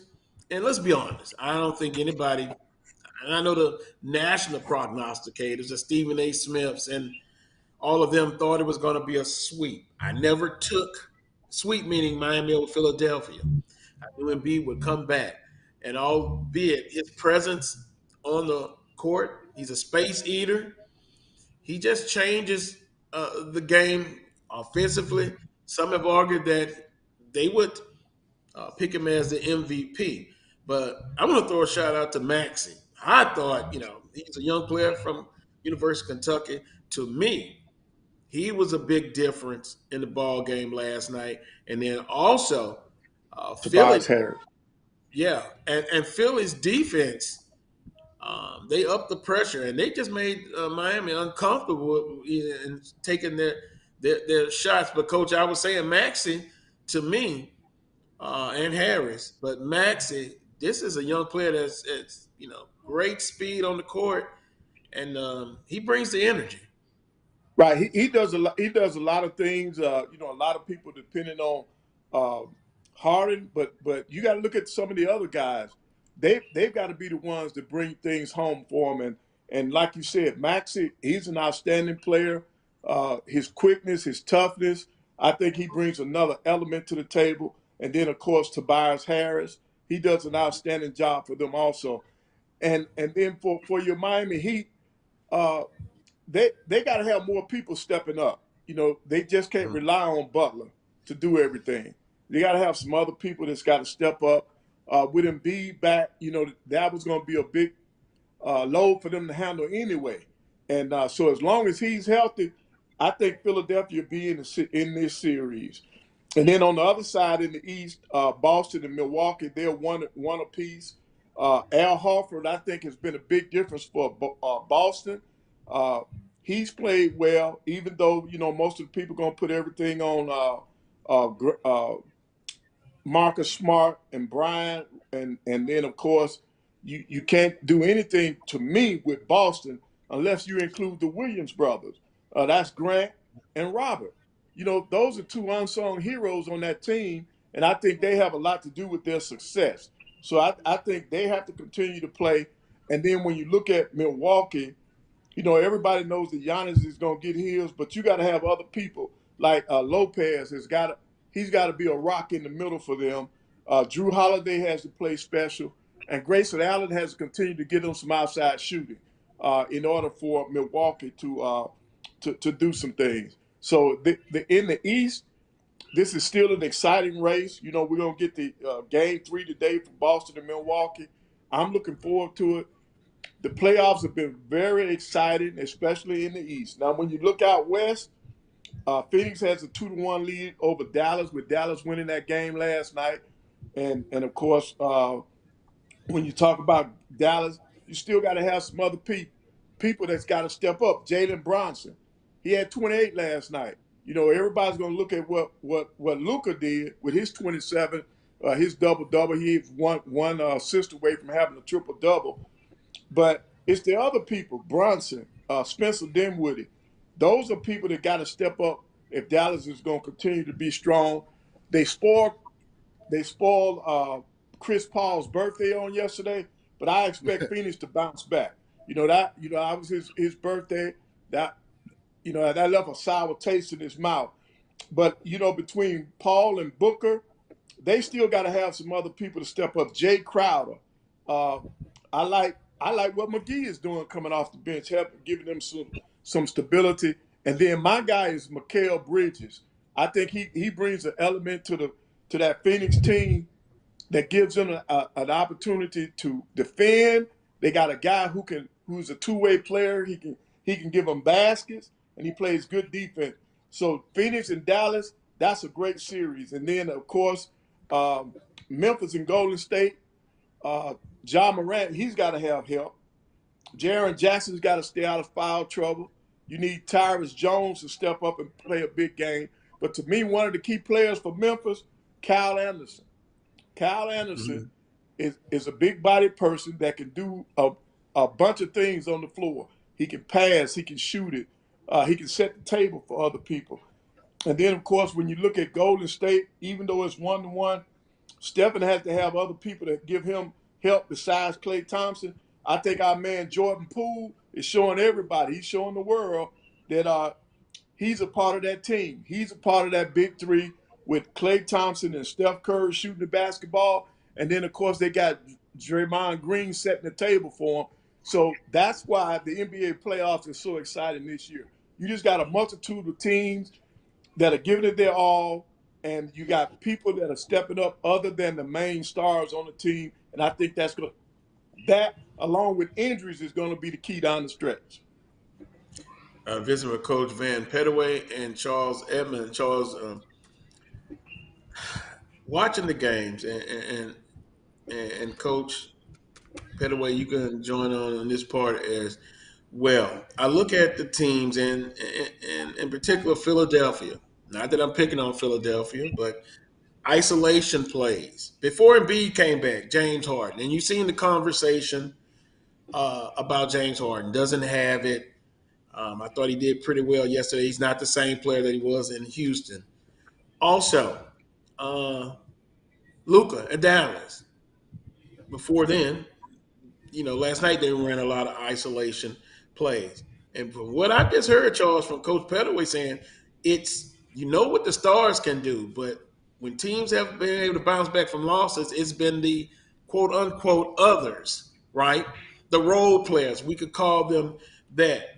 I want you to comment on that. And then also Hartford, and it was a stat that they put up on the broadcast, and Coach, this is specifically for you. Hartford and Obayo. On one defensive possession, you see those guys able to guard 5 through 1. And I just found that very interesting that they're able to do that. And then you put up a stat per possessions. Bam led the league guarding other positions, and Hartford was right there in that top 5, maybe second, Right. as well. But Charles, those isolation plays, and I think ball movement is the key if you're going to beat Boston and you're going to beat Miami, because they are both top defensive teams in the NBA. Yeah, I mean, Eric Spoelstra, you look at Spo. I mean, he preaches defense first. Clearly, defense first there. I think for Miami, and I do think in Coach Pettaway, you always, when you look at these NBA games, they talk about role players, and you just talked about it. Role players play better at home. Role players struggle on the road. And I think what you're seeing is that guys like Jimmy Butler and Embiid, when he's healthy, they struggle on the road, but then they step up at home, and Embiid's not 100%. So I do think that with Embiid back, he definitely is a difference maker. He has my vote for MVP. I think he will get that. And clearly, without him, there would be a 3-0 series. If he didn't play last night, series would be over. Yep. Even if Philadelphia got one, it's still just 2-1. If they lose, game 4, it's 3-1, and I think the Heat closes it out. But I think Embiid clearly is the difference maker. He knew he had to come back. He did well last night. He's going to have to do well in game 4. So I kind of like what Philadelphia and Embiid is showing, the grit and the toughness there on that side.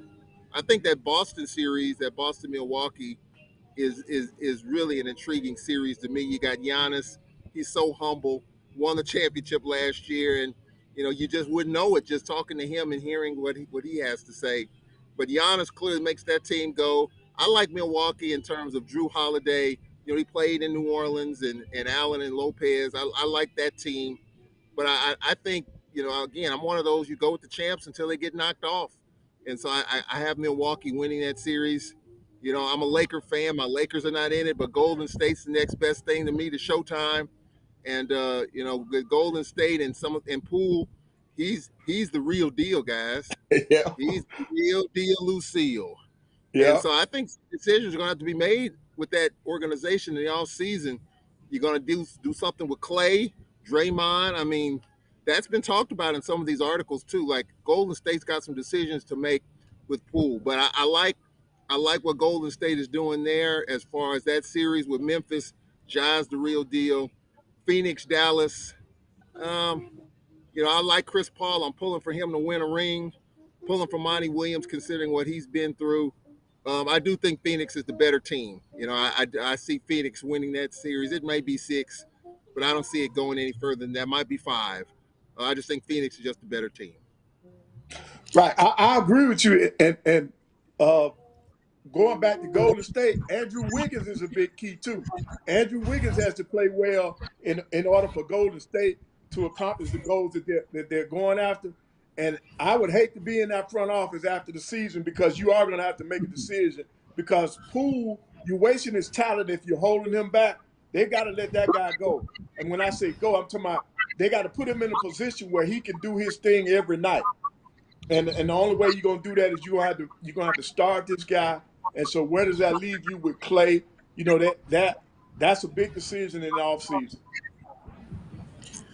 Yep. Man, after a long NBA season, the decisions made by the front office and the GM, along with the owners, it's going to be very important. Coach, back to how important it is to have a person like Bam Adebayo and Harford being able to guard multiple positions. And I go back to maybe game 2 in the Miami Heat, Philadelphia, when Maxey was torching Miami. And then they're running an isolation for him. Bam at 6'10", I don't care what they say, 6'9", 6'10", able to guard a quick person like that. And then Harper's doing that. What is the luxury of having those type of players?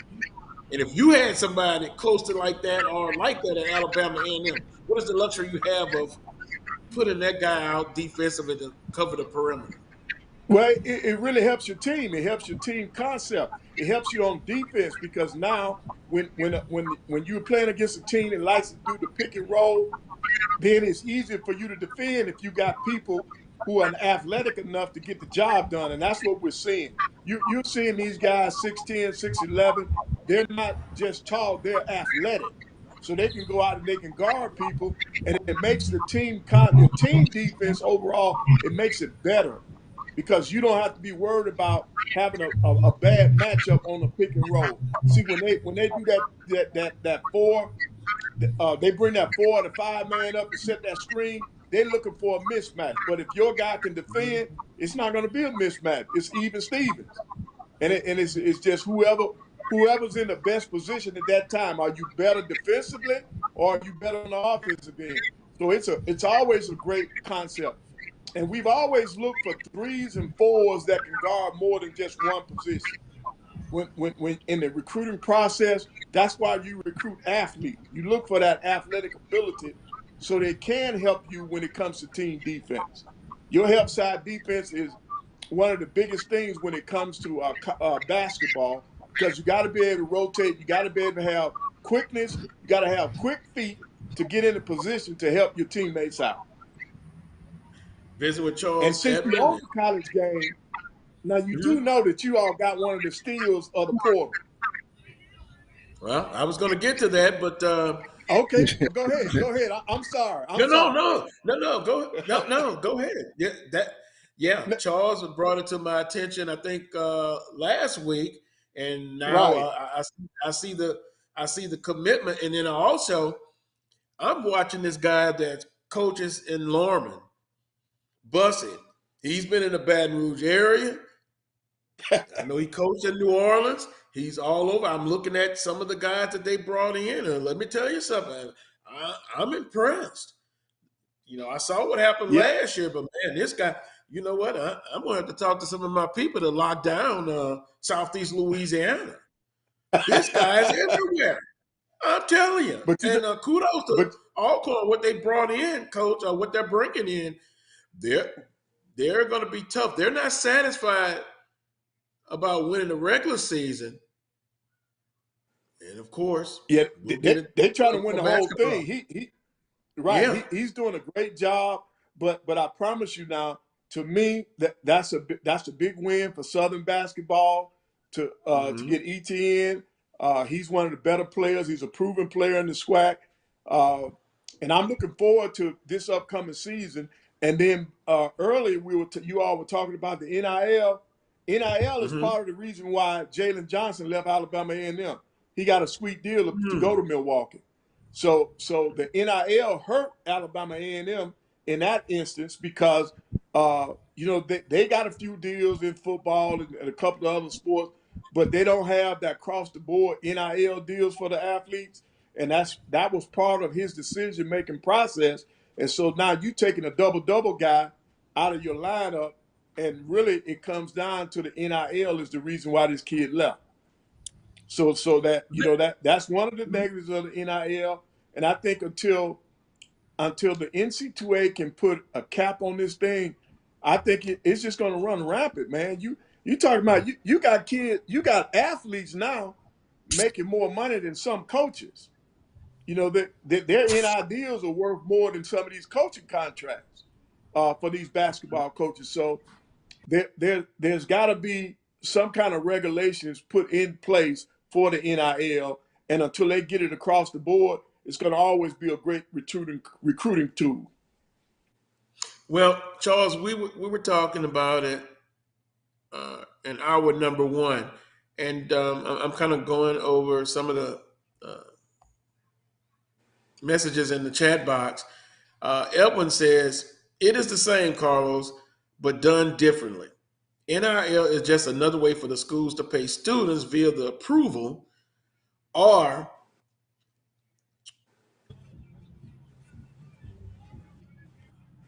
wait a minute. Excuse me. Is another way for the schools to pay students via the approval or lack of scrutiny of the NCAA. We just have to identify the legal and wise way we can implement some of it for the best interest of our programs and keep it moving forward. We can't miss out and fall behind. And so we were talking about that earlier. And, I guess I'm sounding the caution bell about the NIL. But again, I understand for many, many years, institutions made a lot of money, but specifically the Power Fives off of the student athletes. And I understand that they got to get paid. But, again, Coach, coaches have made a lot of money, specifically the Power Five coaches. A lot of the athletes made a lot of money for the universities on our level. Of course, it's not to that degree.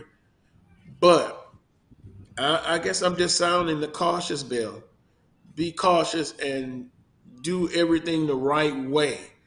And it's not always about being the first to be on the cutting edge of doing something, even on our level. You be right before you be first a lot of times. Well, Carlos, how are they going to be right? How are they going to know if they're right when they don't have enough regulations? See, they could be breaking rules and don't know it. That's why I'm saying that I think you got to have more legislation and regulation on what an NIL is. Now, when I first heard about it, they said that the coaches can't be involved, right?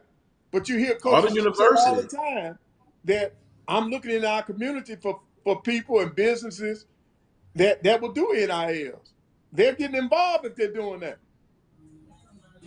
So well, I guess a lot they got to come up with some parameters in order for this thing to really work. And then when you say coaches are making money, they're making money on the Power Five level. HBCU coaches are not making big time money now. They're making a decent living now, but they're not getting rich. So I'll speak up for the coaches, for the HBCU coaches now. They some of them are making a decent living, but they're not getting rich, okay? Because our schools are not making that kind of investment. They're not making that kind of investment in football, in basketball. Right, Coach. Because maybe you you went out when I was making the distinction of that's on the Power Five level, but not on the HBCU level. And now they're talking about the NCAA regulating. But when this thing first came out, Charles, it was no regulation. And now that the genie's out at the bottom, now they're trying to do it. And some, I'll quote it this way, some are saying now that there's a chance to even the playing field, now they want to regulate. But again, you're talking about the difference, the haves and the have-nots. And that specifically, to me, we're talking about the Power Fives. And again, I will go back and say that on our level, just be careful now with dealing with all of this because this is now the norm in college athletics. Is it free agency now, so to speak? Even I know on the top level of collegiate athletics, but I don't want to see our HBCUs now with this new situation, even with the transfer portal. I just want them to be careful because guess what? When they start regulating, instead of looking at the Power Fives, I'm thinking they're coming for the smaller schools that maybe didn't do the right thing. But anyway, go ahead, Charles. Well, I mean, I just came back in on the tail end of what Coach Pettaway talked about Jalen Johnson. I was shocked when he hit the portal, and I was wondering why he hit the portal. I was thinking in terms of with a new regime, I mean, you see this all the time with a new regime coming in. You figure you might have heard, you might not be part of the plan, so you move on. But Coach Pettaway just threw it out there in terms of why Jalen Johnson left. And that's kind of what we talked about in the last hour when I talked with Cedric Thornton about that, in terms of just players that he's trying to get. And the first thing the player brings up to him and talking to him on the phone is NIL. I want to get paid. Right. And so Yep. that's the first thing that comes out. And so it's not about the tradition of the school. It's not about building a program. Unfortunately, this is just the times that we're in. Do I like it? No. Do I agree with it? No. But that's just the new reality of what we're dealing with here. I do think there's going to be some regulation. I do think it's not going to happen right now. I do think that the horse is so far down the road that you can't catch up with it, but you're going to slow it down just enough because there's too much money out there to slow it down. It's just not going to happen. I mean, it's too much money being thrown at it, and it's too late to tighten it up so tight that you can't do anything with it. Will it slow down a little bit? Yes. Will it be regulated a little bit? Yes. But will it be regulated to the point where it brings everybody back down to earth? No, I don't see that. It's too much money out there, and money drives a lot of this stuff. So that's just where I am on it. I just hope for our conference schools, coaches, ADs, presidents, I hope, and I do think this is happening behind the scenes, I do think there's going to be more of a legal presence because we're all state-regulated universities. I'm sure the attorney generals and compliance offices and all that are going to get involved to make sure that this thing is done right. As you say, Carlos, do it right. And I do think that's kind of why we're not involved as much in this as the Power Five, the money number one. But you don't want to get yourself tripped up too in terms of NCAA violations, if that's possible. So I do think that's why schools are backing away from it just a little bit. And really, some coaches are saying right now can't do anything with it. They're not supposed to. All the universities. I know there's some alumni groups that are trying to put together some things. But when I had Coach Banks on months ago, he basically was like, "Nah, I'm not going to touch that." You talk to some of the coaches, "Nah, I'm not going to touch that." However, there are, and I got to be very careful with this. There are some who will, and I mean coaches are going to use that to their advantage. And I'll just leave it at that. Coach Pettaway, I'm not talking about you. You're still a coach now, although you're not actively coaching. But it's the time we're in, and and coach, I'm telling you, I get people at least twice a week, and I'll just put it this way: Southernites, the catastrophe syndrome. They're looking at. I'm just gonna say it. They're looking at Jackson State. Look what Grambling. We're losing. We're not getting 4 stars. We're not getting 5 stars. We're in trouble. We got to keep up. We don't want to get left behind. Stop it. Stop it. Oh, I'm just not gonna return your text messages. How about that? I'm just not gonna dialogue with you. I'm at the end of the day, Coach Pettaway comes to recruit my son or daughter, and he's a women's basketball coach or men's basketball coach. I got to know Coach Pettaway. I got to know. I'm still old school on some things. I want to see the graduation rate, and I'll handle my end. I'll advise them as best as I can.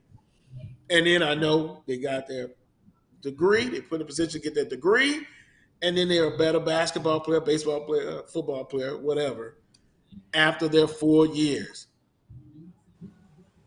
Coach, those days hopefully are not gone entirely. Closing comments, Coach. Well, I just think that it's going to take legislation for this thing to level out. We're going to continue to lose it in the HBCUs. We will continue to lose our best players because the other schools can offer them things that we're not set up for.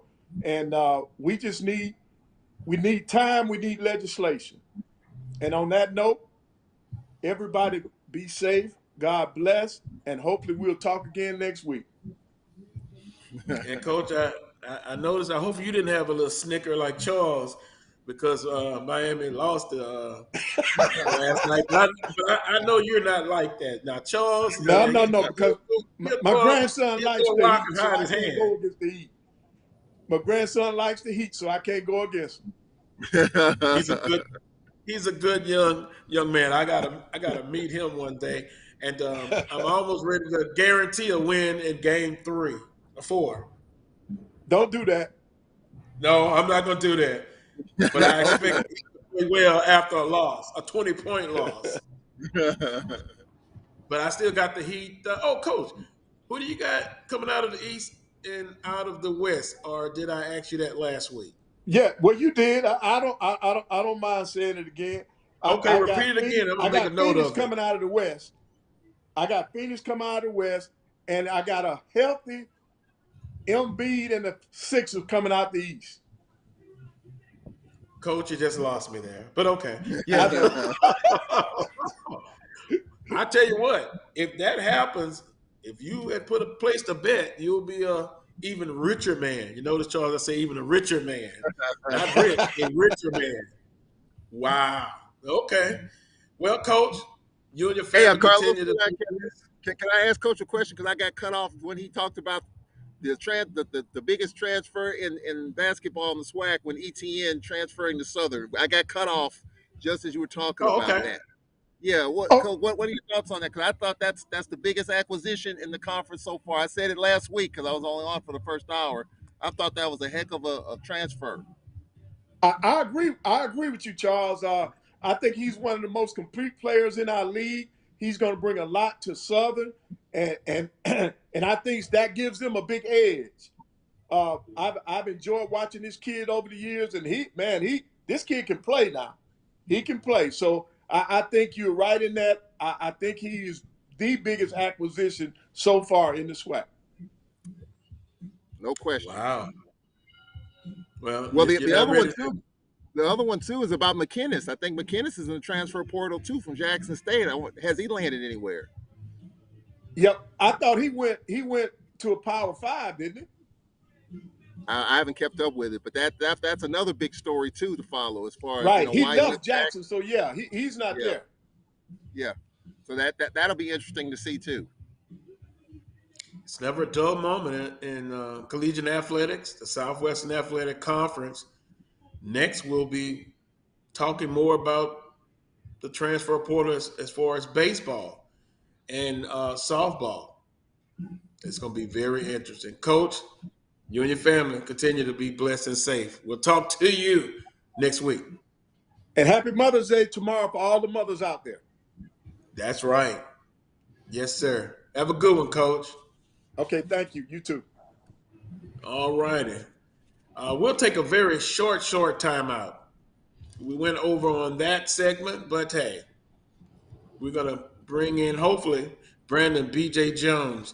We'll talk a little bit about the guest that I had last week, Michael Cunningham, outstanding talk with him. And now he wants to be let out of his signing agreement with Southern University. Also, Isaiah Lands was in a transfer portal. Now he's decided to stay with FAMU. Also, Ryan Nettles, quarterback from Alabama State, in transfer portal. And Jatiri Carter, of course, one of the 4 HBCU football players drafted in the NFL. Take a quick timeout. Come back. Be more of the Coles Brown Show right here on the Black College Sports Network.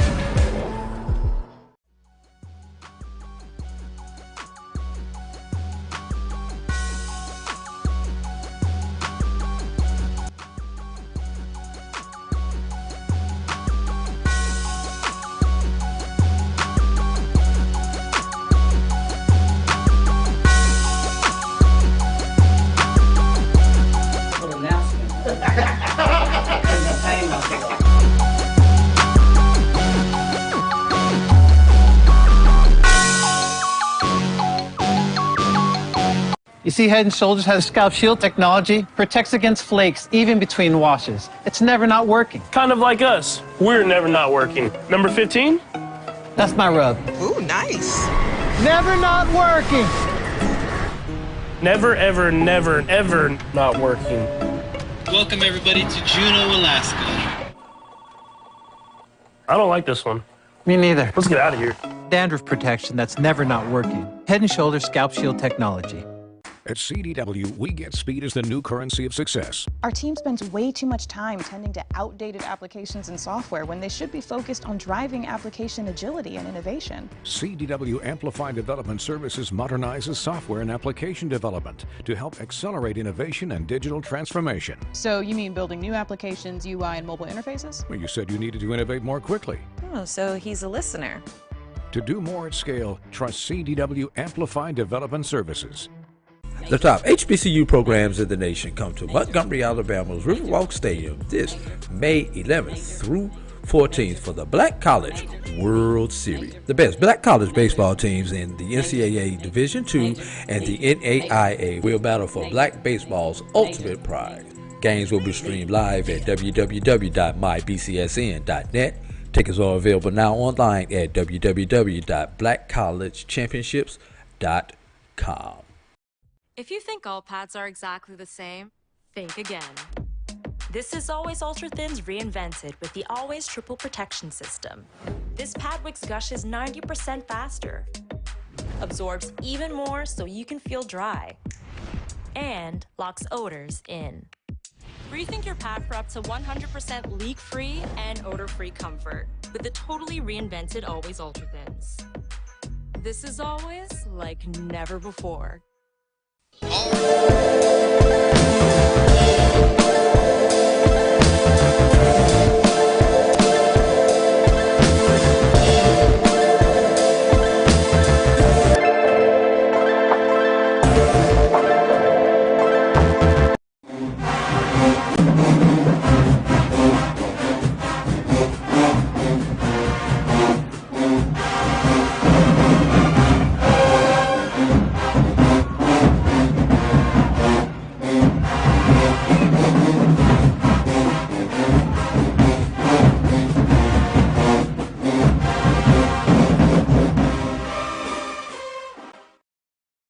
Charles, I think you're in the football mode as well.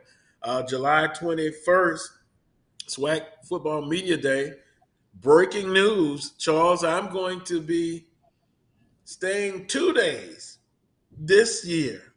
If the creator says the same, we're coming.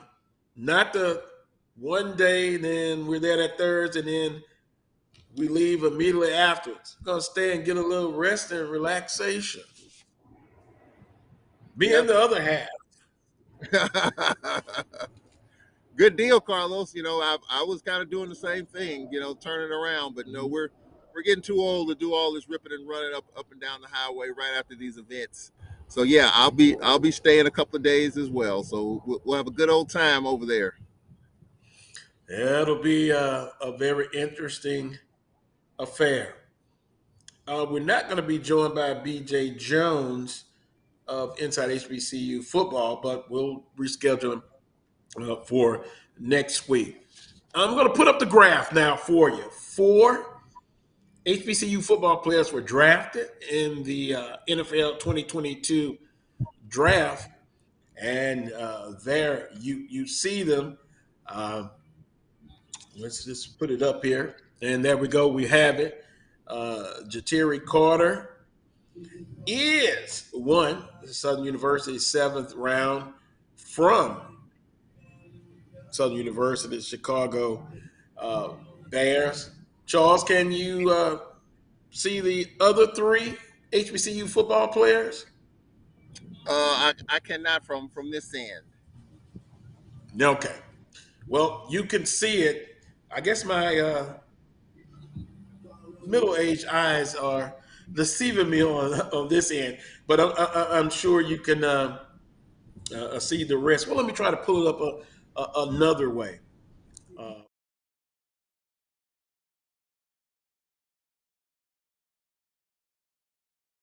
I'm having a problem seeing. But anyway, you can see the 4 players that were drafted in the NFL 2022 NFL football draft. Also, I mentioned the transfer portal. Some players.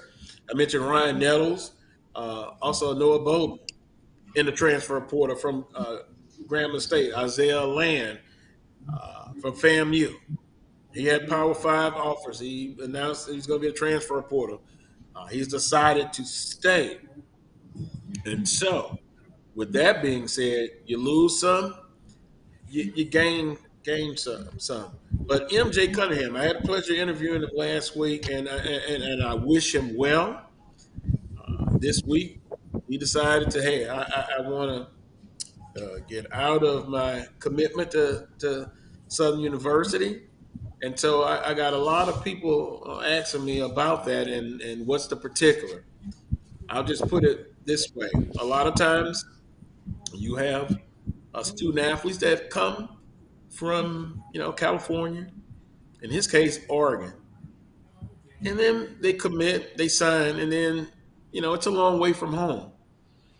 So with that being said, not everybody is ready to, you know, be far away from home. And so I wish him well. Hey, you're disappointed. Hopefully things would have worked out, but it didn't. That is just the case as we speak. But Ryan Nettles from Alabama State, freshman of the year, freshman player of the year. Uh, Noah Bolden, top high school football player out of New York City, the state of New York. Charles, they came.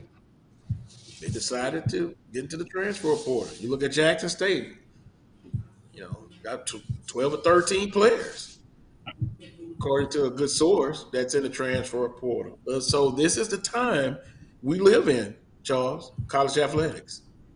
Absolutely. The obviously there's a new coach at Bama State, and you're seeing this, Carlos. I mean, Coach Dooley kind of talked about it a little bit. We've talked about it. When you have a new coach, the new football coach, chances are any and every quarterback that's on that roster that was not identified by that new coaching staff is probably going to be moving on. I was at Grambling the other day, and some of my Grambling night sources have told me that Hugh Jackson's going to have probably 6 quarterbacks on the roster. He's a quarterback on scholarship, what I was told. He's a quarterback guru, a quarterback developer, and obviously with Bowden transferring, clearly he's not going to be the guy. And Hugh Jackson is looking for a couple more quarterbacks. He's got 4 already. He's going to have 6 by the time we get to fall camp. How many will be on scholarship? Wow. I was told 5 to 6. So that's something to follow. But look, I mean, when you have new coaches with NIL, new opportunities, this free agency that we're seeing, you're going to see a lot of movement. And until it's regulated a lot more than what it is right now, you're going to continue to see it. You just hope that these kids find a home, because many of them will not. You look at Jalen Jones, who's at Bethune-Cookman now. That's going to be a story to talk about football media day. Will Jalen Jones make an impact over there? So, I mean, I just think this is just the new reality of collegiate athletics. Players are moving on either via NIL, like Coach Pettaway talked about with Jalen Johnson. That's just totally surprising to me. And I think there's probably a lot more of that we just don't know about. Kids are getting these little deals, and they're taking that situation if they're not getting some of that at where they are. So it's just a lot of moving pieces with this stuff, Carlos. Transfer, new coaches, new situation, NIL, a lot in the bag to talk about and digest. And it's frustrating for coaches. For us fans, it's frustrating. For us journalists, podcasters, broadcasters, it's exciting because it gives us stuff to talk about. But, you do want to see some settling down of some of these rosters and these transfers, but I don't see it happening anytime soon. Well, I did read an article. We talked about regulating the NIL deals, and also NCAA committee. They are working on drafting something proposing that the transfer portal will not be open all year, but maybe certain periods. So that is going to happen. I think predict will happen. And I think it's going to be Soon. Soon meaning maybe in a year, year and a half, or less. But the old-fashioned way of getting that high school freshman, recruiting him, getting him in the program, and making it through his senior year, finishing, getting that degree in hand, give me that old time college athletics. It's gone. I understand that. But from an ethical standpoint, morality standpoint, you still got to do the what? The right thing. That foundation is still important. No program, no house. If the foundation is not built correctly and a strong foundation, no matter how beautiful that house look, that foundation cracks, your house is going to be destroyed. Well, Charles, it's Happy Mother's Day. If we could put that graphic up quickly again about Happy Mother's Day starting tomorrow. And there's the HBCU players selected. For those out there, Happy Mother's Day to all moms, grannies, great grannies, stepmoms, foster moms, and those who lost their mom. Moms are priceless. And I would like to add biological and non-biological mothers. I was blessed to have the Creator gave me the greatest gift. And you know what that was? I was able to be by my mom's side when she journeyed, passed away from this physical earth. And to me, that was the greatest gift. And also, my significant other half, a mother to a few young ladies. That's a great thing. So from non-biological to biological, Charles, it's a great thing. It's a great thing. So Happy Mother's Day tomorrow. If your mother is here physically where you can touch her, or if she's in another state from you, you can call her. Do that because time is precious. Charles, closing comment, sir. That is very well put. You know, I talked about my mother's situation. It's the difference between having a mother and having a mama. I think I had a mama, and of course, a mama is all over you. You know, she wants to make sure you got stuff right and gonna tell you when you're wrong. So I think, you know, when you have that, you got something special. So yes, happy Mother's Day to all mothers out there on tomorrow. Very special day for everybody. Well, want to thank all the guests, Charles Edmond, Coach Carlos James. Reach out to him on social media. Let him know that you're praying for him. He has a health challenge that he's overcoming, and he looks like he's well on his way. Coach Vann Pettaway, and I won't hold it against him that he picked Philadelphia to come out of the East. Because if that happens, I'm going on a hunger strike, and I'll be in Tibet meditating for 6 months. And the next time you see me, I've lost 100 pounds. And Brandon P. Jones, who was scheduled to join us, wasn't able to get him on, but they reach out to him as well on social media. Melody is the producer for today's show. Appreciate the bang-up job that she helped us with and did for us today here on the Carlos Brown Show. Until next Saturday at 11 a.m. for another edition of the Carlos Brown Show right here on the Black College Sports Network. Until that time, as always, peace and God bless.